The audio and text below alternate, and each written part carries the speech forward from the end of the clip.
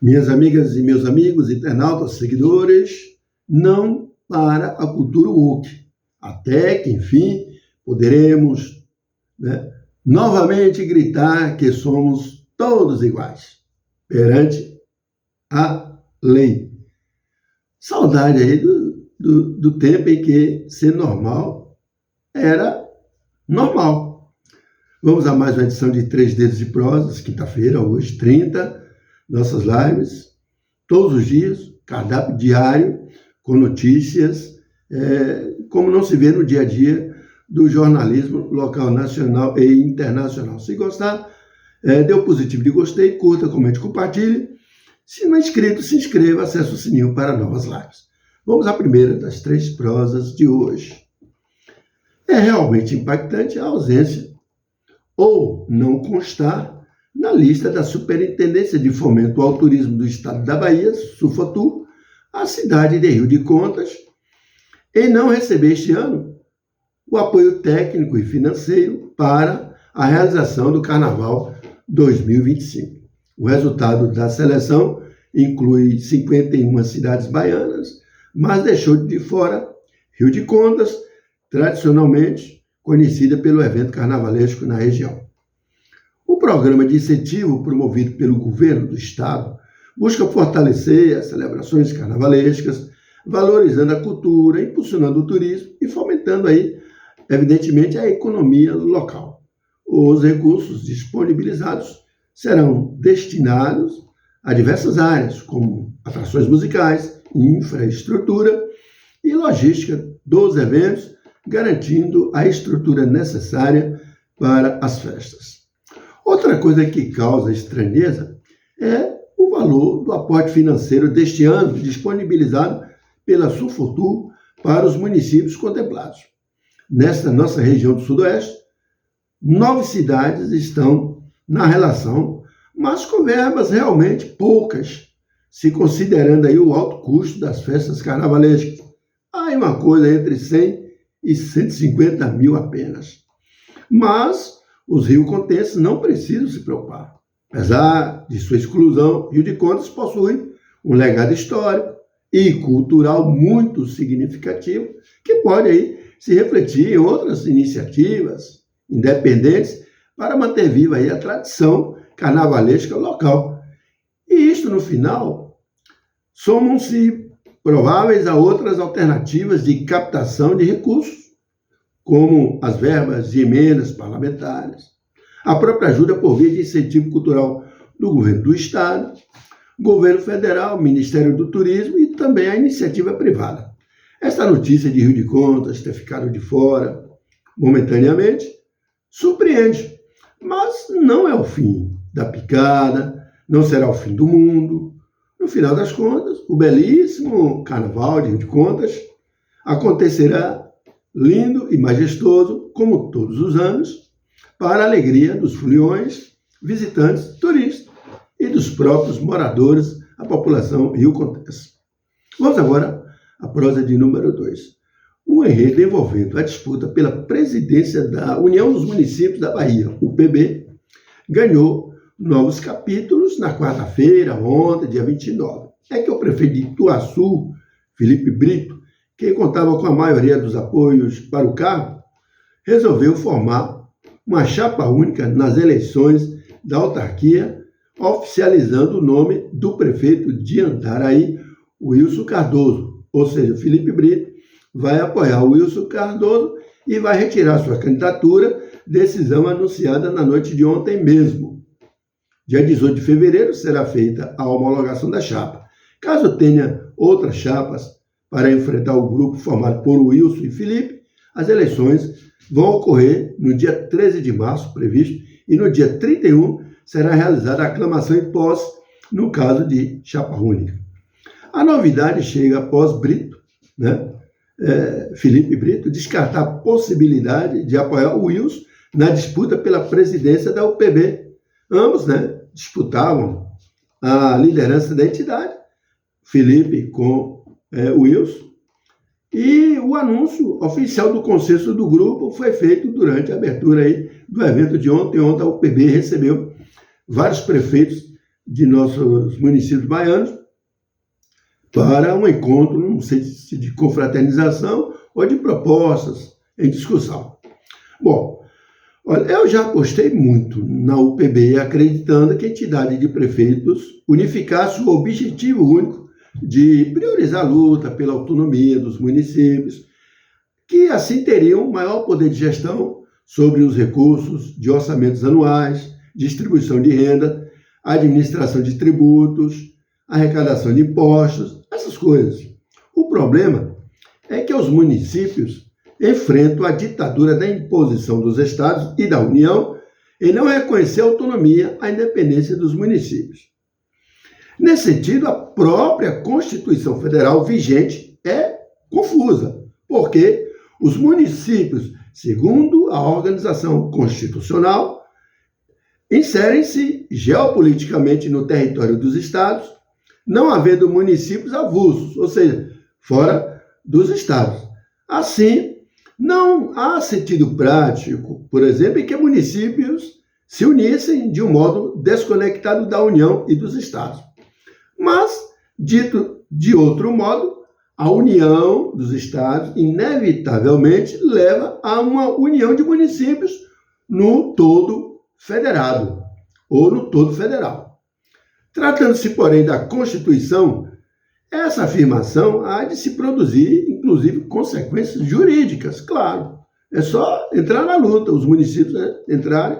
A mais sensível delas é a indicação de uma aparente equiparação de status jurídico de autonomia entre municípios e estados. Então, essa ideia é confirmada, inclusive, pelo segundo elemento destacado, que é o artigo 18, explicitamente que confere autonomia à União, né, aos estados, ao Distrito Federal e aos municípios, todos autônomos, nos termos desta mesma Constituição. Né? Então, a partir dessa previsão constitucional, passa-se a afirmar, ou passou-se, né, que a Federação Brasileira, diversamente do que em regra, se passa com as federações que possuem 3 níveis de entes autônomos, compondo entre o soberano, que hoje é representado pela República Federativa do Brasil, que é a União, e estados e municípios, acumulando aí o Distrito Federal, inclusive as competências de estados e municípios, né? O Distrito Federal é uma porreta, né? Bom, sendo assim, os municípios, desde 1988, passaram a constituir entes da federação autônomos, assim como são os estados e a União. Dá para entender? Nas palavras, por exemplo, dos grandes juristas, que eu já estive conversando sobre isso quando eu estava na MURC, entendeu? A Constituição reconhece, inclusive, o chamado federalismo de segundo grau, pois vê os municípios como plenamente integrantes da estrutura do Estado brasileiro. Todavia, a afirmação dos municípios como entes autônomos, integrantes da federação, também pode não significar que a Constituição lhes tenha assegurado todos os elementos presentes no regime jurídico da União e dos Estados. Só que aí há exatamente onde entra o cabimento jurídico, entendeu? A jurisprudência. Por outras palavras, os municípios, assim como os estados, vejam bem, são autônomos. Mas o conteúdo da autonomia de cada qual desses tipos de entes da federação é verdade, é diferente. Mas essas diferenças são dadas pela própria Constituição. Por exemplo, formalmente as leis orgânicas dos municípios, e aí é que está o problema, as leis orgânicas dos municípios, infelizmente, não são tratadas como constituições. Como assim? Existe a lei orgânica, não é? Dos estados, a lei orgânica do governo federal, mas, né, a dos municípios existem também as leis orgânicas, mas não são tratadas como constituições.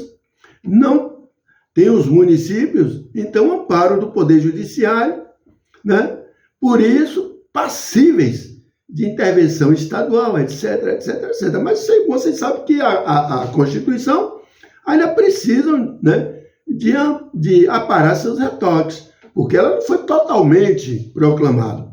Existem brechas para os adendos, né, pertinentes às mudanças que surgem com o tempo, né? Por exemplo, agora, o STF não está seguindo a Constituição Federal porque ela é totalmente cheia de brechas, é aberta para os jabutis, né, as questiúnculas, né, inclusive de desentendimento de autonomia entre poderes de federal, União, estados e os próprios municípios.